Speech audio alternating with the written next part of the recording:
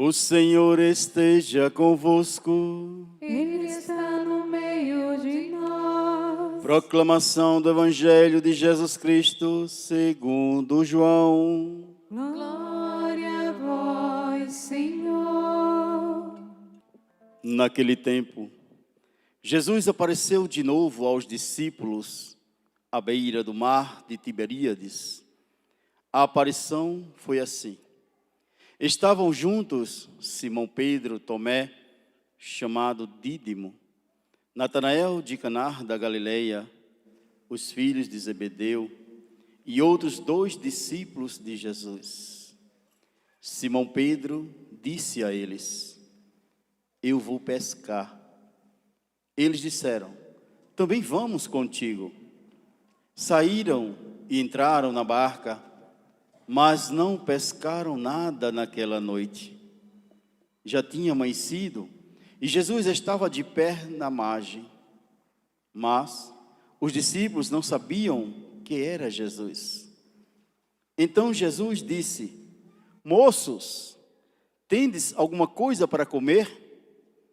Responderam: Não.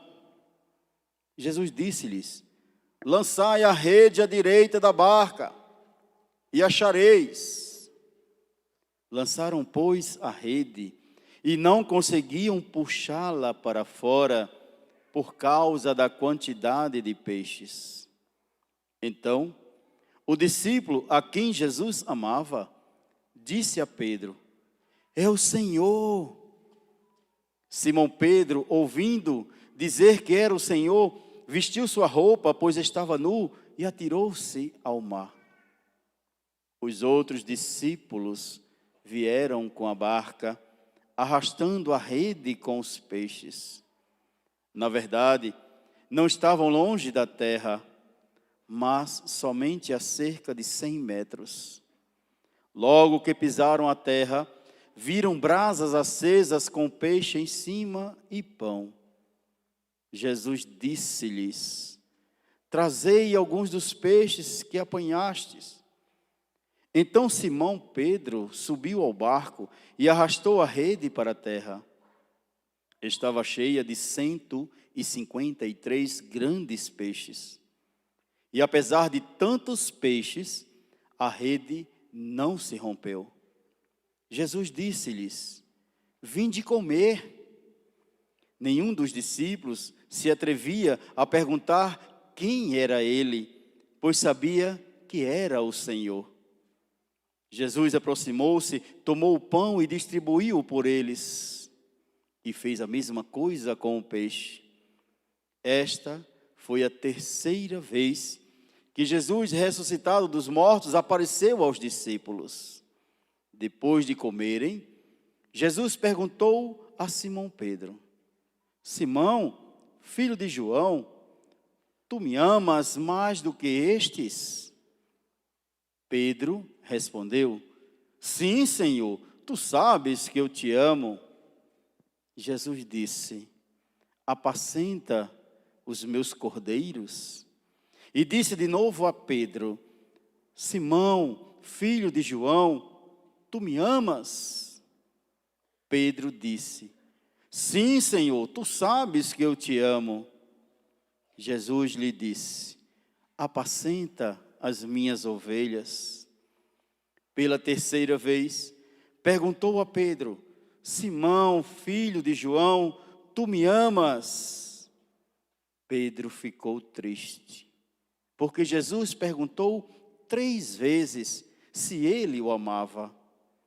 Respondeu: Senhor, tu sabes tudo, tu sabes que eu te amo. Jesus disse-lhe: Apacenta as minhas ovelhas. Em verdade te digo, quando eras jovem, tu te cingias e ias para onde querias. Quando fores velho, estenderás as mãos e outro te cingirá e te levará para onde não queres ir. Jesus disse isso, significando com que morte Pedro iria glorificar a Deus, e acrescentou: segue-me. Palavra da salvação. Glória a vós, Senhor.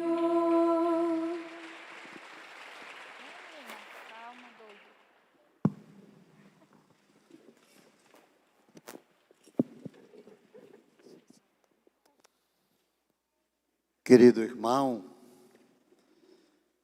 no sacerdócio, Padre Antônio Maciel, Padre Gustavo, que alegria tê-los conosco, Diácono Hugo, queridos irmãos e irmãs que nos acompanham através da Rádio Agnus Dei e que estão em casa nos acompanhando pelo nosso canal no YouTube, povo de Deus.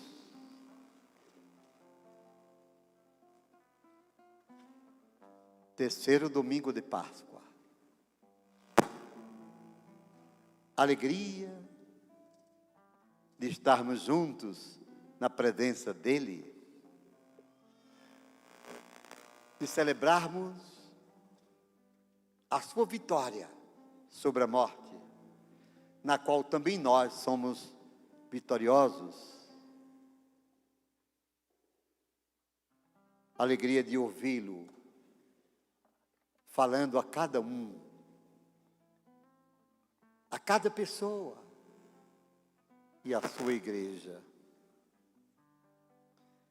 As leituras desse domingo nos levam a pensar sobre o ser igreja, o segmento do Senhor, a alegria de carregar dentro de nós uma certeza, a vida eterna. A primeira leitura se refere à minha primeira afirmação, o ser igreja.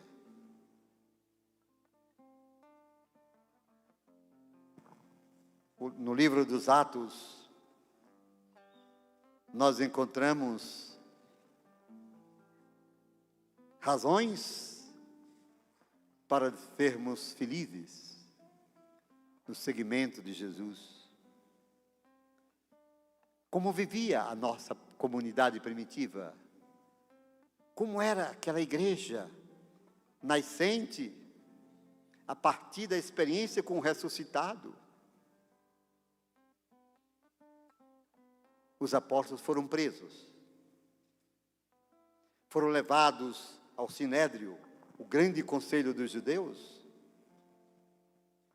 Caifás, aquele que condenou Jesus, interpela a comunidade dele, do Senhor Jesus. Nós proibimos que vocês falassem no nome desse homem, falassem dessa doutrina estranha. No entanto, vocês encheram a cidade de Jerusalém. Nós os proibimos. Repressão, perseguição, tortura. Mas a comunidade do ressuscitado é testemunha de tudo quanto ele fizera. Passou fazendo bem a todos. Não era possível esquecê-lo. Mas ainda, a comunidade se torna agora testemunha de sua ressurreição. Por isso, Pedro e os outros apóstolos respondem: é preciso obedecer a Deus e não aos homens. Aqui fica a primeira grande mensagem para quem ousa querer ser igreja de verdade. Obedecer a Deus antes e não aos homens. Coloque isso na cabeça. Quando alguém não obedece a Deus, se estabelece uma ruptura. A comunidade se enfraquece. o testemunho não acontece.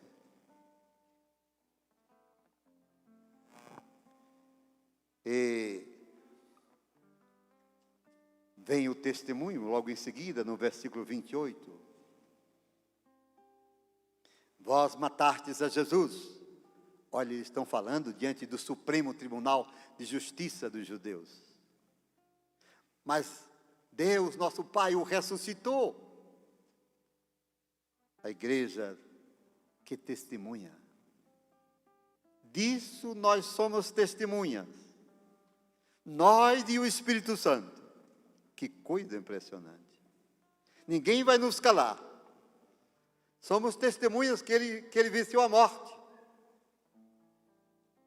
Por isso Pedro vai dizer, a morte não poderia deter aquele que é o Senhor da vida. Ele ressuscitou. Nós somos testemunhas. Nós e o Espírito Santo. Que coisa maravilhosa, não é? O que acontece? Foram espancados. Mandaram açoitar os apóstolos. Apanharam muito naquela manhã. Foi uma pancadaria. Os soldados, aqueles mesmos que açoitaram Jesus, foram impiedosos. E depois de açoitá-los, proibiram. Não falem no nome desse homem. Olha, a igreja do ressuscitado, a igreja de Jesus. Os apóstolos saíram do conselho, contentes por terem sido dignos de sofrer por causa de Jesus. Essa é a igreja dele. Essa deve ser a nossa igreja. A igreja que não se cala diante do mundo, que tem a coragem de anunciar o ressuscitado, que tem a coragem de sofrer por causa dele, de sua palavra. Foi por isso que a gente rezou o salmo. Eu vos exalto, Senhor, porque vós me livrastes. Eu vos exalto, porque não deixastes rir de mim, meus inimigos. Vós tirastes a minha alma dos abismos. Vós me salvastes. Sois o meu Deus, meu Salvador. Cantai salmos, cantai ao Senhor, povo fiel. Olha, para você, para nós que estamos aqui. Cantai nesse domingo, exultai de alegria, povo fiel.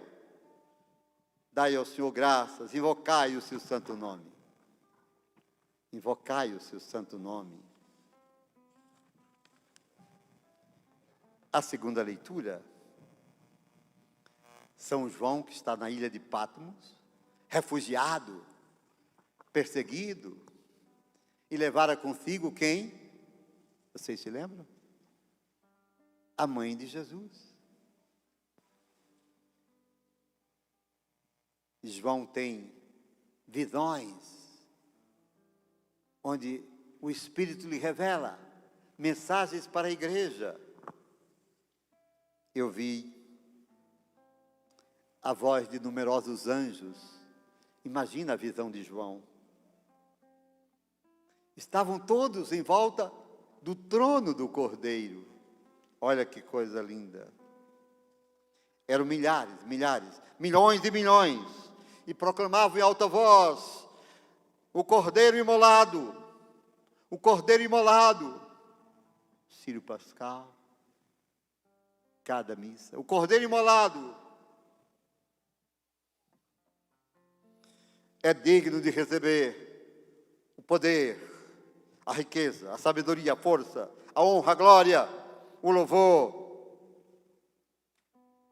a Jesus, o Cordeiro imolado, o Filho de Deus humanado, crucificado, morto, ressuscitado, é exaltado pelo Pai, e a multidão dos anjos, dos querubins, dos serafins, o céu glorifica aquele que veio à terra para nos salvar. A Ele pertence a honra, a glória e o poder. E eu vi também todas as criaturas do céu, da terra, debaixo da terra, o universo, o cosmo, os que já morreram, toda a humanidade, redimida pelo sangue do Cordeiro, exultando diante dele. E o Cordeiro está onde?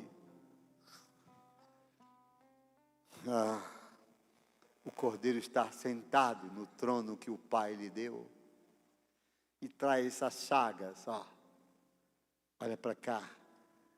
As chagas, benditas chagas do seu corpo, imolado por mim, por você.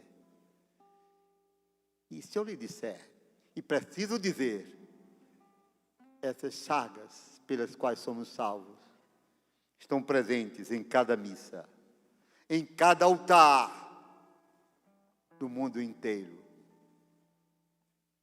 para que todos sejam alcançados pela sua misericórdia, pelo seu sacrifício redentor.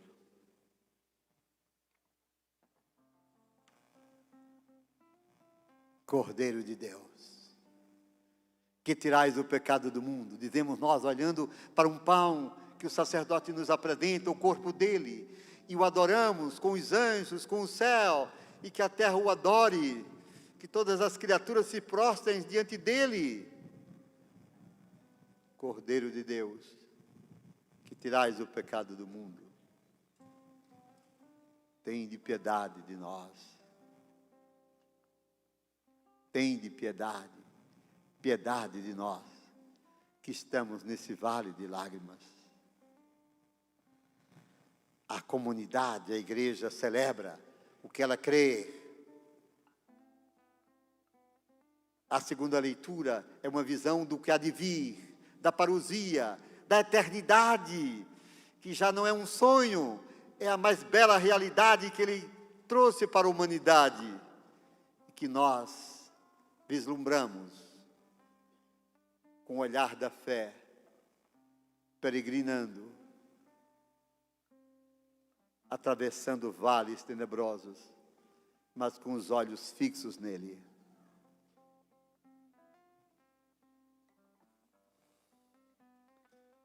No Evangelho, eu queria que você que está em casa, você que está aqui, prestassem bem atenção. João narra a terceira aparição de Jesus ressuscitado aos apóstolos. Mas onde estavam os apóstolos? Tinham ido pescar. Mar, barca, travessia, trabalho. Eram pescadores. Mas trabalharam a noite inteira e não pescaram nada. Atenção, o ressuscitado é aquele que vai ao encontro de sua comunidade. Guarde isso. Que está de pé à beira do lago de Genezaré, do mar de Tiberíades. Enquanto eles navegam, cansados, não tinham pescado nada, o Senhor os espera. Mas o Senhor é aquele que sempre vai ao encontro de seu povo, ao encontro de sua comunidade. Mas observe que esse encontro se dá à beira do mar. Quando desembarcaram, viram aquele homem que pergunta: moços, vocês têm alguma coisa para comer? Não. Tinham dúvidas? Quem é esse? Quem é esse? Mas o coração ardia. E João vai dizer ao ouvido de Pedro: é o Senhor. É o Senhor. Pedro corre e veste uma túnica, porque estava nu, pescavam nu, e mergulha na praia. O Senhor espera os que são dele. O Senhor nos procura a cada instante. Olha para mim, e às vezes nós não o procuramos. Nós o ignoramos. Aí está o grande problema. Nós não o reconhecemos, porque nossas preocupações e nosso olhar, às vezes, são direcionados para outras coisas.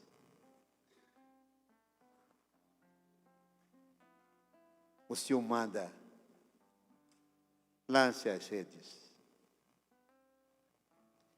Lançaram-nas e já não conseguiu arrastá-las, tamanha era a quantidade de peixes. Mas, por que o Senhor manda lançar as redes? Será que essa pescaria era de peixes mesmo? Qual o significado da palavra lançar as redes? Vocês se lembram? Vós sereis pescadores de homens. É preciso lançar as redes. O ressuscitado pede que lancemos as redes. Às vezes, a igreja parece não ter compreendido isso. O trabalho de conquistar pessoas para Ele. O trabalho de lançar as redes. O esforço da comunidade. E às vezes parece que a gente não lança as redes. A gente fica querendo pescar de anzol. Coisinhas pequenas na paróquia, medíocres. E até os que, talvez, não sei, nem sequer queiram pescar.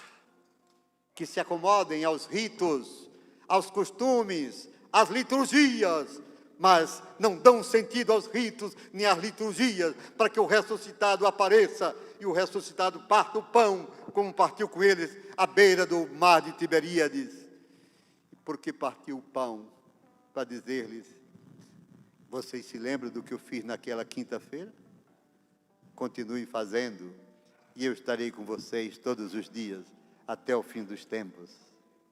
Aí a gente desperta esse desejo de estar com Ele, de celebrar a presença dEle, de recebê-lo em comunhão e de sairmos para pescar, para lançar as redes e conquistar o maior número possível de pessoas para Ele.